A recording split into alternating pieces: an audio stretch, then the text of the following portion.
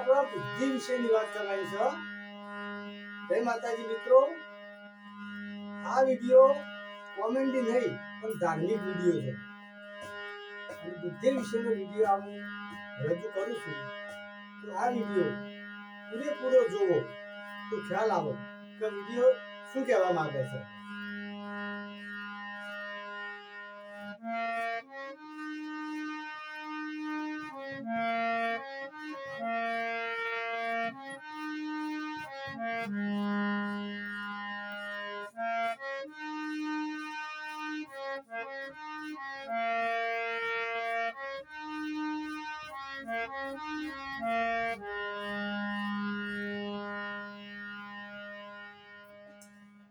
હવે એક વાણિયો હતો અને સવારે ઉઠી દાંતણ પાણી કરી અને ભગવાન માતાજીની સેવા ઘરમાં કરતો હતો. દરેક વણનાથી વાણિયો વધારેમાં વધારે સેવા કરે. આમાં વાણિયો ઘરમાં સેવા કરતો હતો.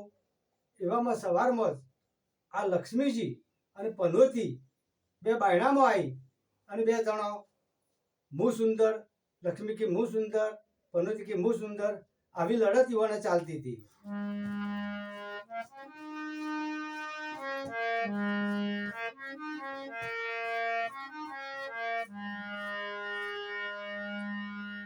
હવે વણિયો ઘરમાંની બહાર આવ્યો એટલે આ લક્ષ્મીજી અને આ પનોતી બે જણો એમની સુંદરતાની માથાકૂટ કરતો હતો.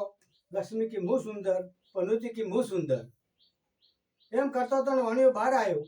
તાણે લક્ષ્મીજીને આ પનોતીને વણિયાને કીધું કે અમારા બેમાંથી સુંદર કોણ? એ વણિયો બહુ વિચારવો પડી ગયો કે જો પનોતીને સુંદર નહીં કહું તો એને ખરાબ લાગશે, લક્ષ્મીજીને સુંદર નહીં કહું તો એમને ખરાબ લાગશે, બેમાંથી એક આદાને ખરાબ લાગશે અને મુએ ખરાબ થોડી ઈવોના આગળ. એટલે મારા વાનો કોઈક રસ્તો બુદ્ધિથી અપનાવવો પડશે. તો વણિયો બોલ્યો કે તમે બે મને 10 મિનિટ એક ટાઈમ આપો.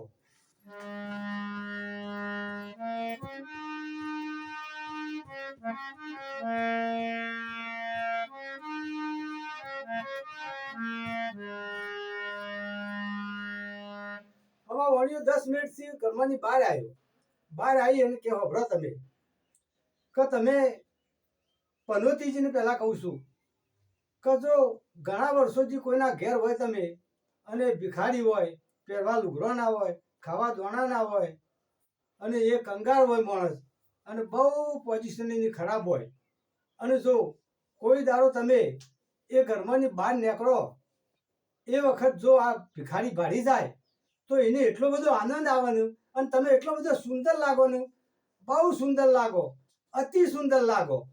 અને લક્ષ્મીજી તમે જો કોઈ ભિખારી હોય એના ઘરમાં તમે આવતો હોય એ વખત જો એ ભિખારી જો ભાડી જાય તો પણ તમે એટલો સુંદર લાગો, અતિ સુંદર લાગો.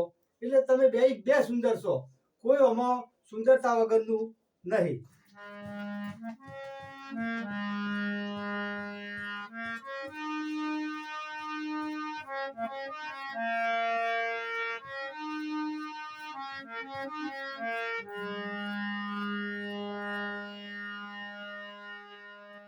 આટલું કહેતો પનોતીને પણ આનંદ આવ્યો અને એ નીકળી ગયો, ભિખારીના ઘરમાંથી નીકળી ગયો.